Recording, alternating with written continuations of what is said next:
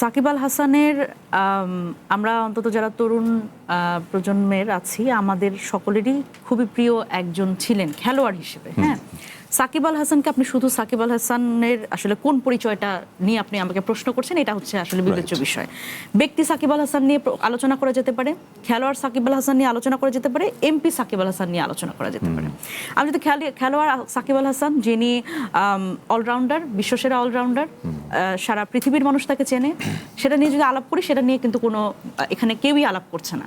সেই জায়গায় তো উনি আসলে উনার খেলার যে কৃতিত্ব সেটা দিয়ে উনি যথেষ্ট স্বনামধন্য এবং সকলেরই প্রিয়। কিন্তু দেখেন, ব্যক্তি সাকিব আল হাসান নিয়ে যদি একটু কথা বলি, এই জুলাই গণঅভ্যুত্থানের সময় এমন অনেক তরুণ 17 বছর বয়সী 16 বছর বয়সী তরুণ, তারা হচ্ছে এই আন্দোলন থেকে গ্রেফতার হয়েছে, তাদের পরনে ছিল সাকিব আল হাসানের সেই টি শার্ট, সেটা পরে তারা আন্দোলনে নেমেছিল। এরকম অনেক তরুণ গুলিবিদ্ধ হয়েছে, শহীদ হয়েছে সাকিব আল হাসান মাশরাফিদের টি শার্ট পরে।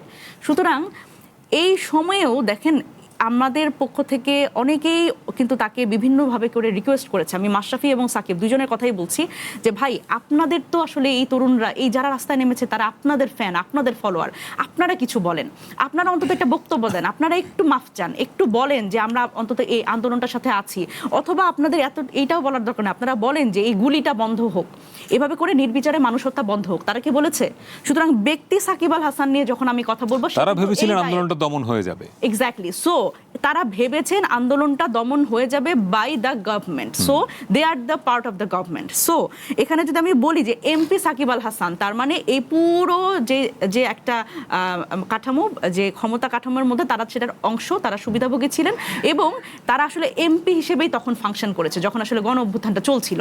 সুতরাং যখন আপনি এই সাকিব আল হাসান নিয়ে যখন আলোচনা হবে, তখন আমরা যখন ফজলে নূর তাপসের ব্যাপারে যেই আমাদের ভার্ডিক্ট হবে, আমাদের যেই আলোচনাটা হবে যে আসলে হাসিনার সাথে কথা বলে পালিয়ে গেছে, ঠিক সেই একই পাল্লায় আমাদের সাকিব আল হাসানকেও মাপতে হবে। সুতরাং সাকিব আল হাসান তখন আমরা খেলোয়াড় হিসেবে ভাববো, বিশ্বসেরা অলরাউন্ডার হিসেবে ভাববো, এই আলোচনায় আমাদের আসা যাবে না। সুতরাং সাকিব আল হাসান আসলে ব্যক্তি মানুষ হিসেবে কেমন, সেটা তো আপনারা এই আলোচনায় আমি যা যা বললাম তাতে আপনারা বিচার করবেন।